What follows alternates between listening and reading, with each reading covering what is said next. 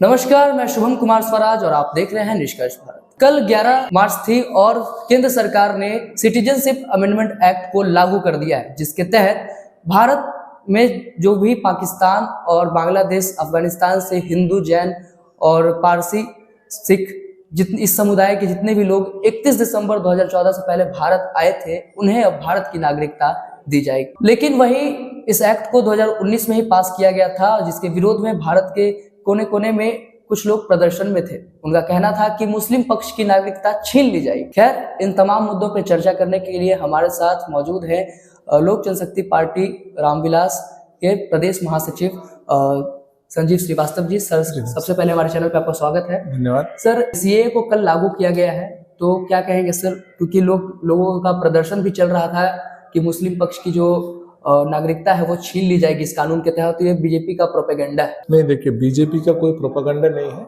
और हमारे राष्ट्रीय अध्यक्ष ने भी इसका स्वागत किया है। सीएए में कोई भी एलिमेंट ऑफ एक्सक्लूसिविटी, मतलब किसी को निकाल देने का कोई प्रोविजन नहीं है। सारे नागरिकों से मैं ये रिक्वेस्ट करूंगा कि भाई सबके पास स्मार्टफोन है, आप उसको निकालिए और खुद से पढ़िए। सीएए किसी की नागरिकता छीनने के लिए नहीं बना है। ये सिर्फ और सिर्फ रिलीजियस ग्राउंड पे जिन लोगों को सताया गया है, ऐसे लोगों को सिर्फ बांग्लादेश, अफगानिस्तान और पाकिस्तान में जिनको रिलीजियस परसिक्यूशन हुआ, उनको यहाँ पे नागरिकता देने का प्रावधान होता क्या है। नागरिकता जो प्रावधान है, ये एक फॉरेनर्स एक्ट है, एक सिटीजन एक्ट है। तो इसमें क्या है, लियाकत नेहरू पैक्ट है, बहुत सारे ऐसे कानून हैं जिसके ऊपर ये डिपेंड करता है।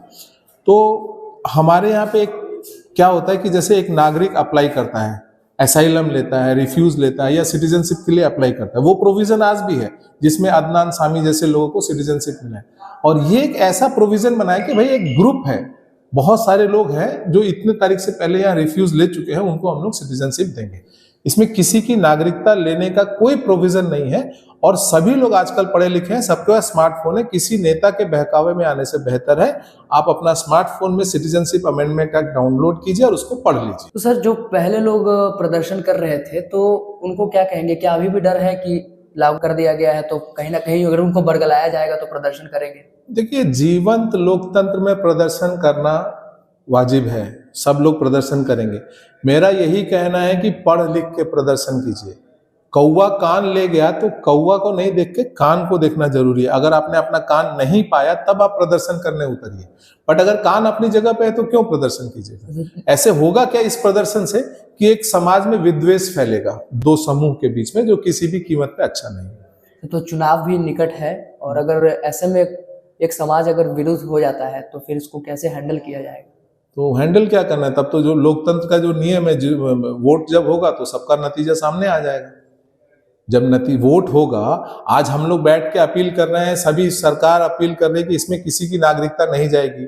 आप कानून डाउनलोड कीजिए, पढ़ लीजिए, इससे ज्यादा और क्या बोल सकते हैं? अच्छा सर, 19 में ही इसको पास किया गया था और 24 में इसको लागू बीच में आप देखिए भैया, हम लोग 2 साल, इससे भी जरूरी काम होता है ना, 2 साल लॉकडाउन था, कोरोना था। कोरोना में किस तरह से लोगों को बचाना है, कैसे, उस समय प्रायोरिटीज कुछ और थी। अब उसी के दौरान ये भी करना, ऐसा तो नहीं था कि जो लोग हैं उनको बाहर भेजा जा रहा था। तो जो प्रायोरिटी थी, जो वहां आग लगी हुई, तो पहले आप आग बुझाइएगा कि पहले ये सब काम करने जाएगा। सर, विपक्षी कह रही है कि जब भी चुनाव आती है तभी एनडीए जो है जनता के हित में काम करती है, जो भी नियम लाने होते हैं। अच्छा, तो मतलब अभी जितने उद्घाटन हो रहे हैं, ये 1 महीने में बन गए उद्घाटन हो गया या पिछले 4 साल 5 साल से बन रहे थे? आप एक बात बताइए, आपने बोला कि विपक्षी कहते हैं कि चुनाव आने से काम करते हैं, तो जितने उद्घाटन अभी पिछले 10 दिनों से, 20 दिनों से, 3 महीने से मोदी जी कर रहे हैं, 5 साल जो माननीय प्रधानमंत्री ने उद्घाटन किया, वो सब एक दिन में बन के तैयार हो गया था। यह चुनाव आ रहा था इसलिए 2-2 महीने के अंदर टनल बना दिए गए थे। ऐसा नहीं होता है ना भाई। जो आदमी सतत काम करता रहता है वो करता रहता है। अब आपको जो बोलना है बोलिए। देखिए, आप लोग जो विपक्ष है उसकी मेंटेलिटी है काम नहीं करना है, चुनाव आएगा तो राजनीति करनी है। आप लॉजिकली देख लीजिए भाई, कितने उद्घाटन हो रहे हैं, क्या इतने बड़े बड़े रोड, टनल, सब कुछ, ब्रिजेस बन जा रहे हैं 1-1, 2-2 महीने में चुनाव के लिए। ऐसा कुछ नहीं है ये।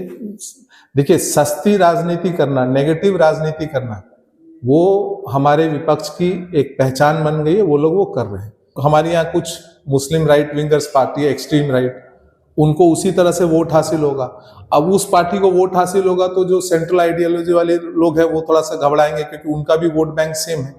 और क्या है कि एनडीए के लिए हमारे लिए कोई वोट बैंक नहीं है, हमारे लिए सारी दुनिया ही वोट बैंक है, पूरे हर नागरिक हमारा कोई वोट बैंक नहीं होता है। हम लोग काम करते हैं, काम के एवज में मेहनताना मानते हैं। हम मेहनत करेंगे, हम मजदूरी करेंगे तो ऑब्वियस है जनता हमको मजदूरी देगी।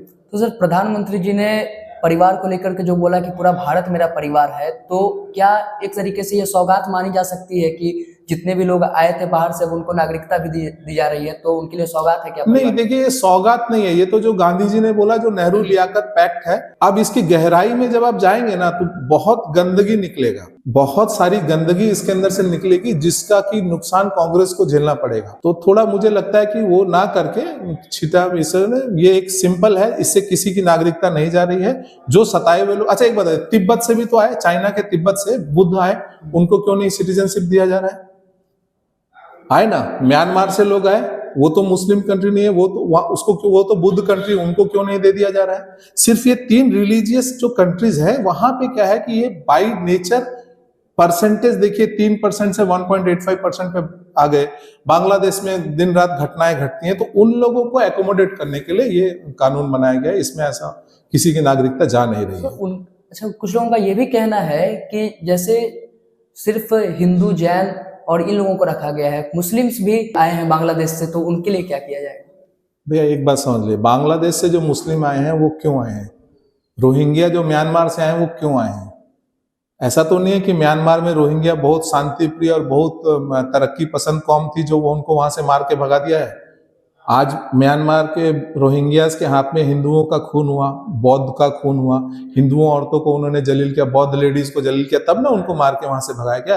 तो जो बाई नेचर क्रिमिनल है हम उसको क्यों? सबसे बड़ी बात है कि वो एक कोई रिलीजियस डोमिनेंट स्टेट नहीं है, उनका काम है अपने लोगों को वापस लेके जाएंगे। मगर यहाँ क्या है, ये इंडिक फेथ के रिलीजन्स हैं जो जिनको की कोई दूसरा आसरा नहीं है।